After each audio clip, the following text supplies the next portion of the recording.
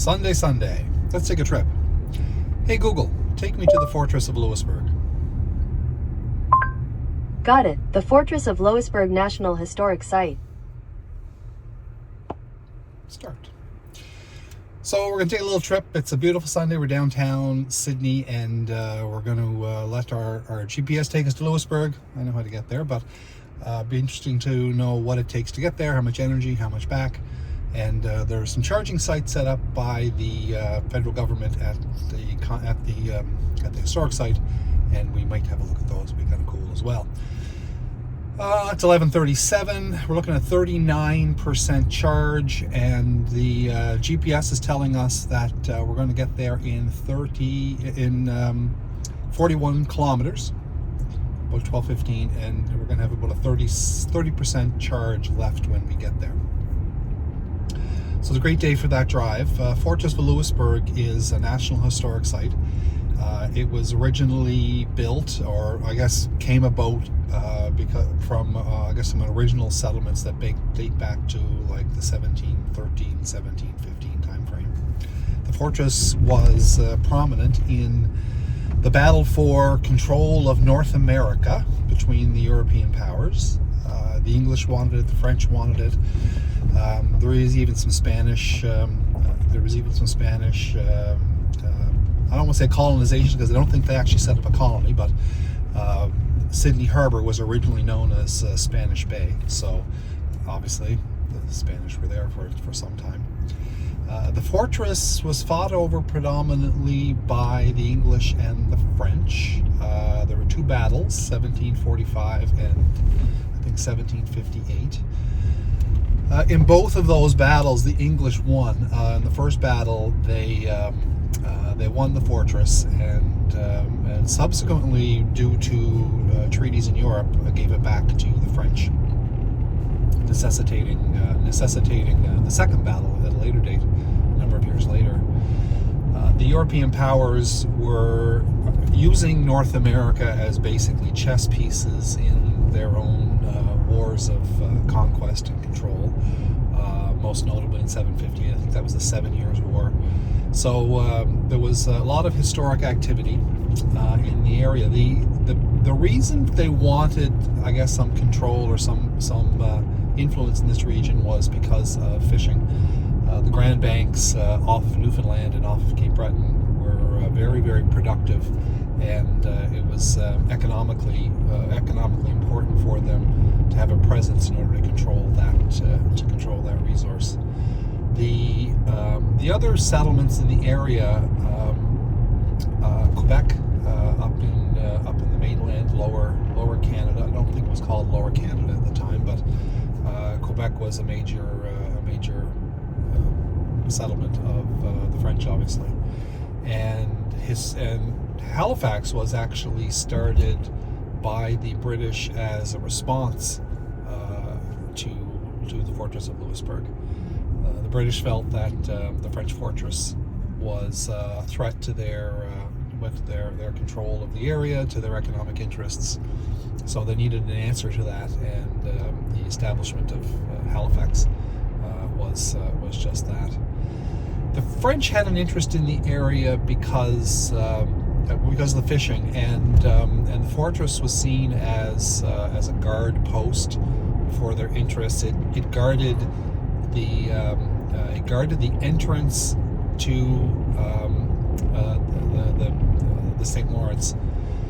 So if you were 500 meters at the roundabout, take the second exit onto Nova Scotia Trunk 22 South. I'm going to take that roundabout exit. So the French were interested in protecting access to Quebec and protecting access to the fishery. So in order to actually get to Quebec, to go down the St. Lawrence, you had to pass by Cape Breton. So it was a strategic location. It was also the first ice-free port. I guess the most northerly ice-free port. So if you go into Newfoundland or further up Cape Breton, the harbors all froze in the winter, and Louisbourg would have been the first port that didn't freeze over in the winter.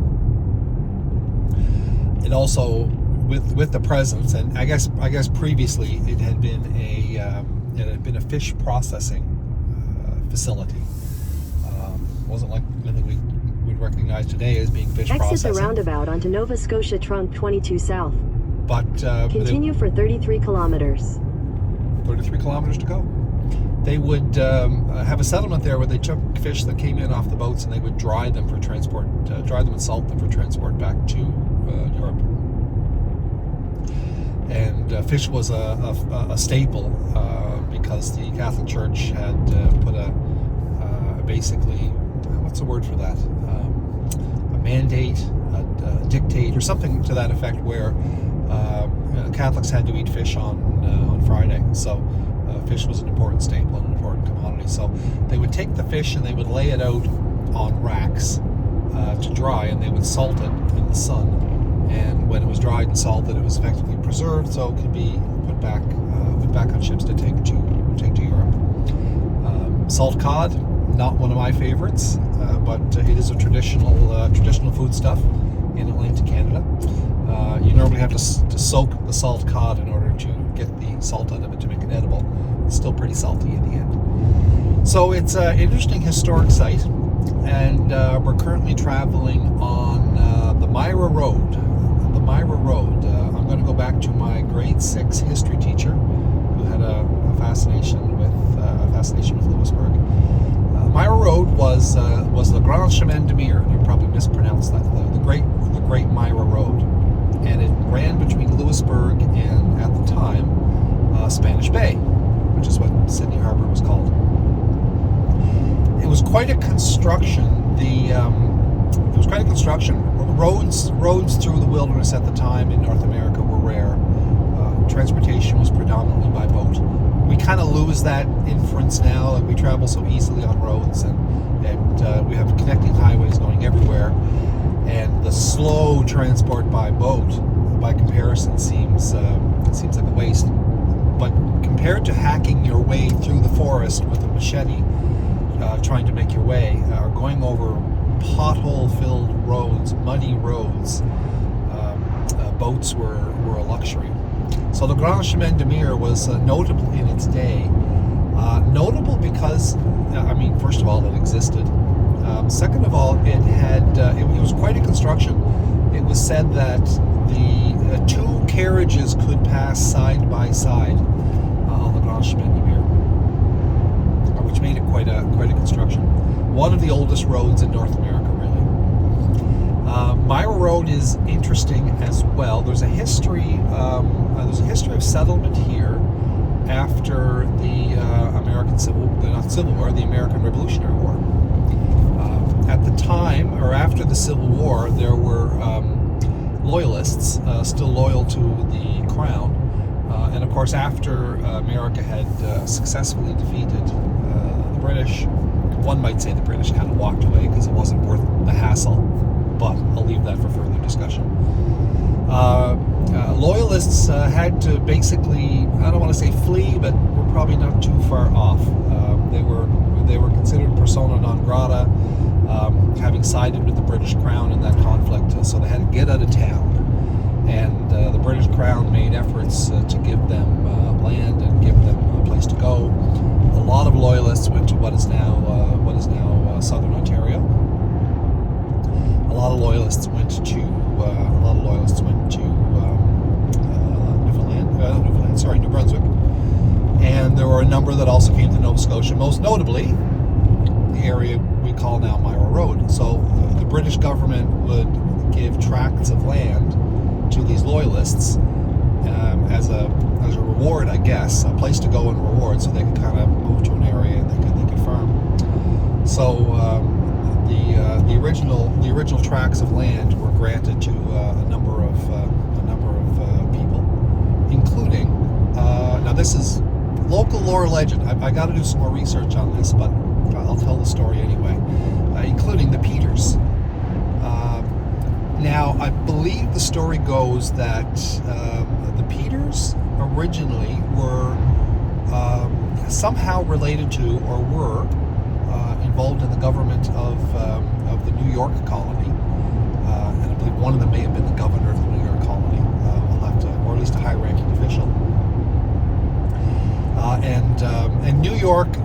Revolutionary War was, for the most part, British territory. And after the war, of course, they had to get out of town.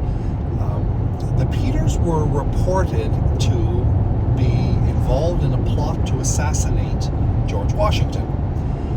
So as a result, they weren't wanted there anymore, and they came and settled here in Cape Breton. So we've got one of the older farmsteads. I think there's even a building that on the property that goes back, to that period, that post, 1776. So I don't know what the date would be, 1780 or something like that. But a building that goes back to that period, giving Myra Road a link to the American Civil War. There's also other links between Louisbourg and the United States or the American colonies. As a lead up, or in the lead up to the American Revolution, you might be familiar with the Intolerable Acts. The Intolerable Acts were basically a series of things that the British had done that were counter to the interests, or perceived to be counter to the interests, of the British settlers that were in the American colonies. So one of those intolerable acts was the return of Louisbourg to the French after the 1745 war. So when we say that the British had attacked Louisbourg, what that really meant was, in a lot of cases, they were British colonists from the 13 colonies that made up that contingent. And they would have traveled here. They would have risked their lives, lost their lives, spent that time and effort to get Louisbourg out of French hands. At the time, you would have had privateers that were basically sponsored pirates. The crown, the French crown, the British crown, instead of having or placing naval assets in an area, they would just grant the right to attack foreign vessels and to keep the proceeds, the plunder from those vessels. So it was like legalized piracy. So that was going on. You'd have French ships that were attacking British/American ships and sort of taking plunder. And the Americans, the colonists, were done with that. So attacking Louisbourg was a priority for them. So for them to take that time and that effort and have the British crown give it back to the French, half a dozen years later, or maybe it was less than that, it was a bit of an insult. So it was one of the intolerable acts. So we have a lot of linkage between the American colonies, the to-be United States, and Nova Scotia, particularly Louisbourg. Another thing that I guess could be noted in that respect was that there weren't really 13 colonies. I think there were something like 21 colonies. The 13 colonies in question, the current United States, the revolutionary states, they existed in that eastern border. They sort of banded together, obviously, but there were colonies in what is now Canada, Nova Scotia, which encompasses what is present-day Nova Scotia and New Brunswick, was a colony. Newfoundland would have been a colony, and of course there were a number of colonies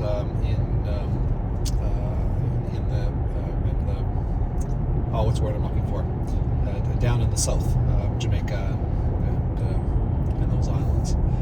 So there were colonies there. They didn't participate in that Revolutionary War. In particular, in Nova Scotia's case, basically the way that the Nova Scotians looked at it, and it was a very sparsely populated place, and Nova Scotia didn't consist of Cape Breton Island at the time, because that was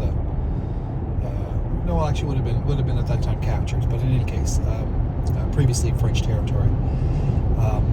Nova Scotia looked at it, well, if the 13 colonies to the south decide to secede, then that would leave Halifax as the predominant British port. So there was actually I believe some financial interest in having the Revolutionary War succeed from the point of view of Halifax, because they would be the eastern seaport of record at that point. Newfoundland, a bit of a different story. Newfoundland was very lightly settled, I believe, and predominantly a fish processing facility. So the previously mentioned Grand Banks fishery that the European powers were involved in, they would land their catch in Newfoundland, also in Cape Breton, but they would land their catches in Newfoundland, and they would dry them and then take them back to Europe. The labor involved in that was, I mean, we're talking 18th century, 17th, 18th century. So in a lot of cases, the people that actually worked in that industry were pretty much slaves. Well, they were slaves. They would have been captured off the streets of Europe in some cases, and would have been just thrown on a ship. Next thing to know, they're in a village, a settlement in Newfoundland, and they're splitting fish and drying it in the sun, with really no other hopes or prospects. In a personal story, the family lore, my family lore, is that my great-great-great-grandfather was in fact a slave that was captured off the streets of Europe and taken to Louisbourg to process fish. And he escaped enslavement by being smuggled in a barrel out of Newfoundland and to Cheticamp, to the French village on the western side of Cape Breton Island, which brought the Laruzics. My family name, my last name is Graham, but my mother is a Laruzic, and that would be a name that would have been some sort of version of a name that would have come from whatever city or village that my great-great-great-grandfather would have come from. Back then, people didn't read or write for the most part, so at any point when a government official would have been taking a census or something for taxes, they would record a name, and they would just spell out whatever they thought they heard. So a lot of names have been generated, and different versions of names have been generated because of a document where a bureaucrat at the time would have just spelled something the way it sounded. So anyway, there's a bit of family history tied to that industry and tied to Louisbourg itself. So we're 34% at this point, telling us we're 19 kilometers away from the Fortress of Louisbourg. Currently looking at 31% prediction when we get there. Beautiful sunny day, and we're going to proceed. We'll check back in when we hit the actual town itself, and update you on our status with our trip.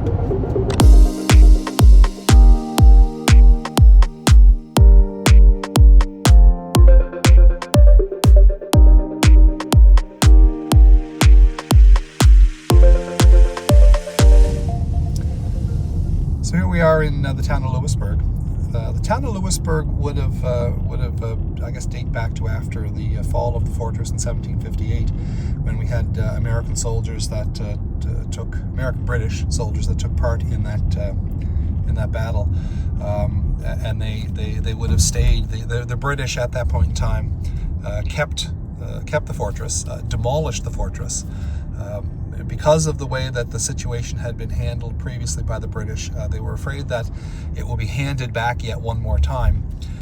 So after the fall of the fortress, the British, the American soldiers, blew up the walls of the fortress to make sure that it basically could never threaten them again.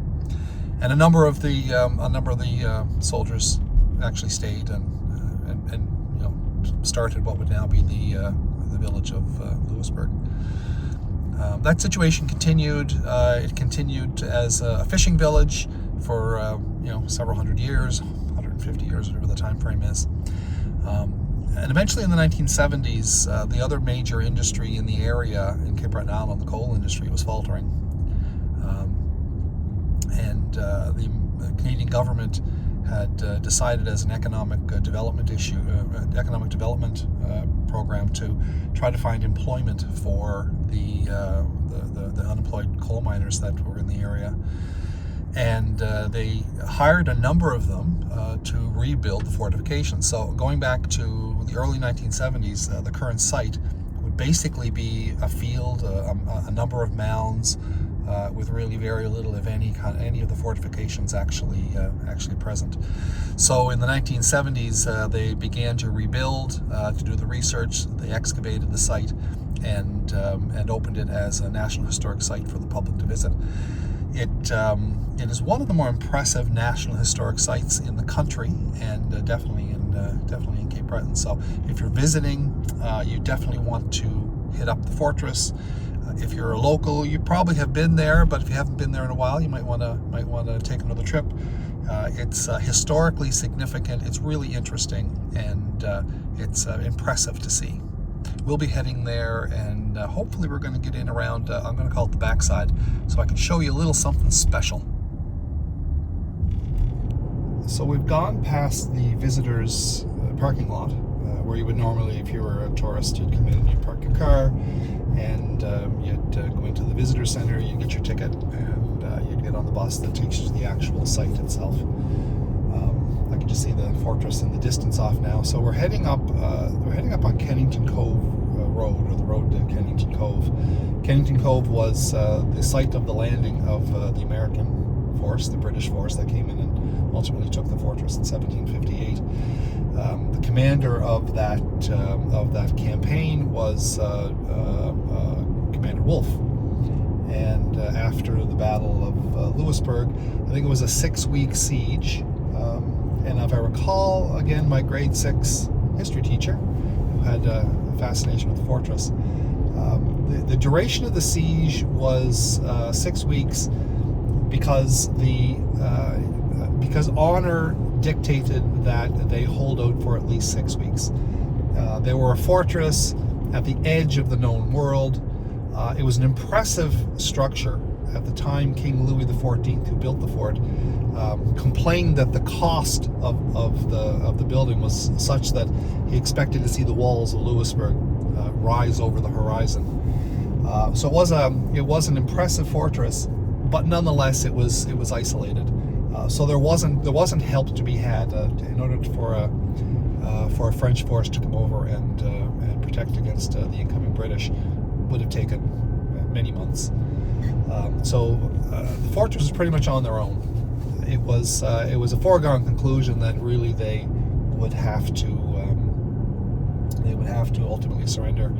But they held up for 6 weeks because honor dictated it, and the actual battle itself, the British would haul their cannons from Kennington Cove over a horrible marshy ground studded with stunted spruce, but somehow got them to within shooting distance of the walls of the fortress, and proceeded to bombard the fortress with cannon. And I guess there's only so much of that you can take, and with no help coming, eventually they would have had to surrender. But they were also trying to prevent them from continuing on immediately to Quebec, as I understand. And if they were held out for a few weeks, it would mean that they couldn't attack Quebec in that season. I guess it was a fighting season. So again, there's a lot of interesting history, and we're currently coming in on the backside of the fortress, sitting at 32% in our battery. Expected to get home with 30%, so lots of range, 145 kilometers of range still in 300 meters, turn left onto Park Service Road. So we're going to the Park Service Road in 300 meters. So hopefully we'll be able to get in. I think I recall we are allowed to get in around the backside, the service entrance of the fortress. And I want to go there for a special reason. And I'm looking at the gate. Take the next left onto Park Service Road.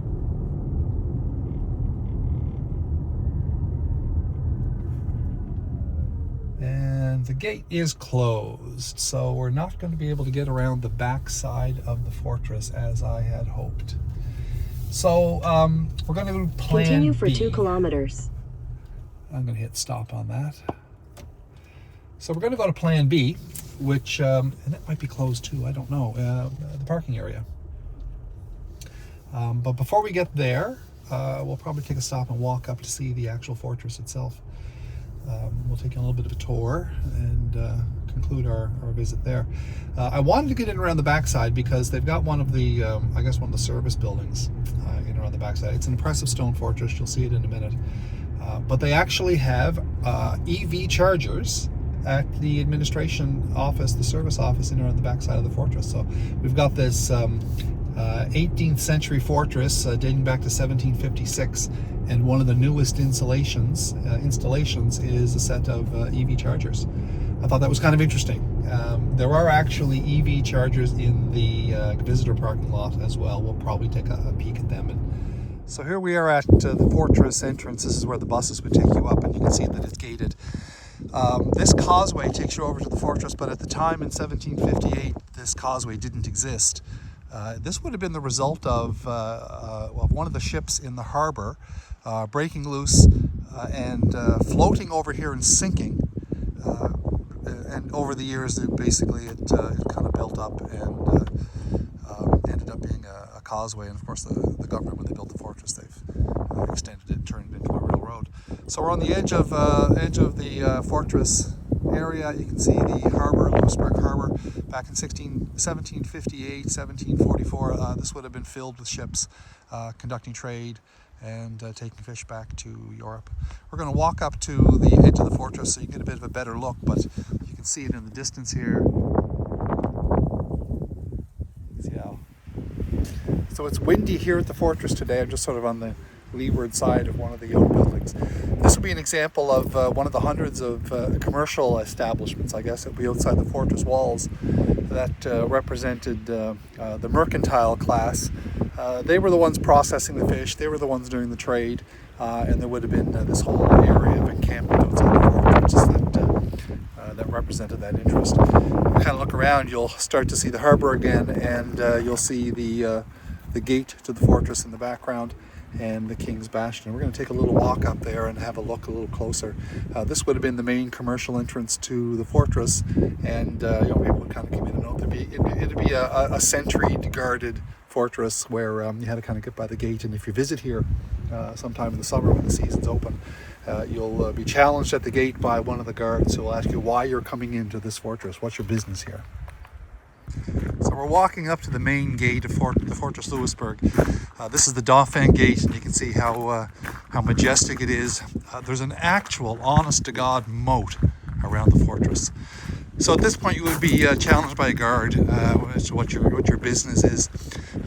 You can see that it's a stunning structure. There's lots of carvings that go back. It's very ornamental. And what will be our final view of the fortress for this tour, you can see the King's Bastion just off in the distance, just off the Dauphin Gate here.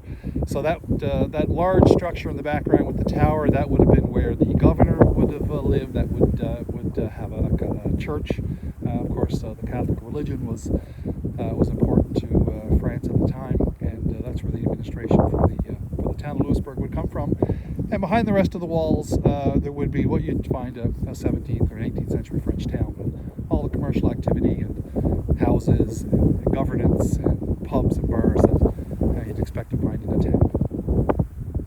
Okay, so it's very windy here today. You can probably hear the wind rustling in my microphone. We're going to get back in our EV and we're going to pop over to the parking lot for the visitor center, and you're going to see the final reason why any EV visitor visiting Cape Breton Island should make their way to the Fortress of Louisbourg.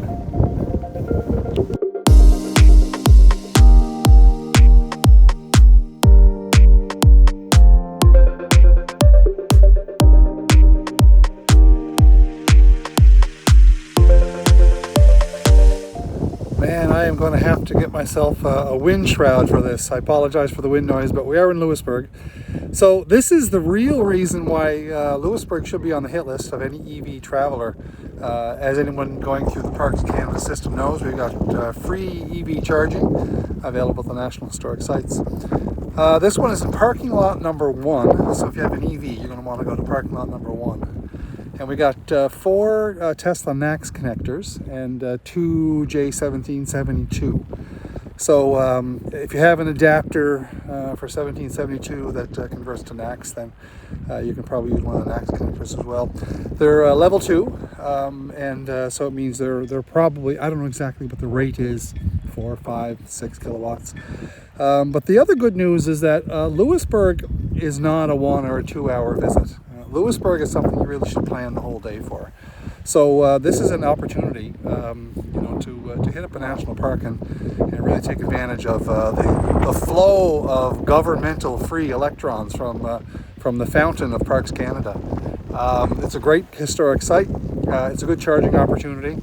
If I were coming up here, Amelia, I'd be more than comfortable coming with a 30% charge or less. It's about depending on your vehicle, it's probably about a 5% draw on your battery. If for some reason the chargers are occupied and you have to charge going back, there is a fast charger at the Member 2 connector just off of Myra Road on the way back. So you're not too far from a fast connector should you run a little short. So it's a great historic site. It's a wonderful experience. It really is, if you got an EV, an opportunity to take advantage of some of the value provided by Parks Canada with free charging. And I hope that visitors to the area take advantage of this and head off this way. So if you found this helpful, if you found this tourist guide helpful, if you're planning on visiting the area, or if you're a local that just kind of likes the local content and is interested in some of what is involved in having an EV vehicle in Cape Breton, punch that like button, subscribe. This is a new channel, and I don't think I'm going to get world famous or rich off it, but I'm enjoying the process of documenting some of these charging opportunities and some of the beautiful opportunities for sightseeing and visits and history on Cape Breton Island. So keep tuned, subscribe to the channel, and tell your friends. Adding a little postscript to our story, Louisburg is currently an active seaport, so you can see behind me some of the ships that are still sailing and still fishing off Louisburg shores, owned by Louisburg Seafood. So still an active community, really nice place to visit. The harbour is really great. Off on the other side of the harbour, there's actually another site. It is the site of the oldest lighthouse in North America. So the Louisburg Lighthouse is just a little offshoot coming off of the road when you're coming into the town of Louisburg. Oops, I almost forgot. I'll give you the report on where we are with our mileage and our energy. So we're just leaving Louisburg at 28% and cruising down the Sydney-Louisburg highway. Still got 129 kilometers of range. It's been a great trip, pretty economical in terms of the number of electrons you're going to use up going from Sydney to Louisburg for a pretty big payoff. Plus, if you're going to park over by the fountain of free Government of Canada electrons, you can charge up on one of the publicly available chargers in parking lot number 1. Again, subscribe, like, tell your friends.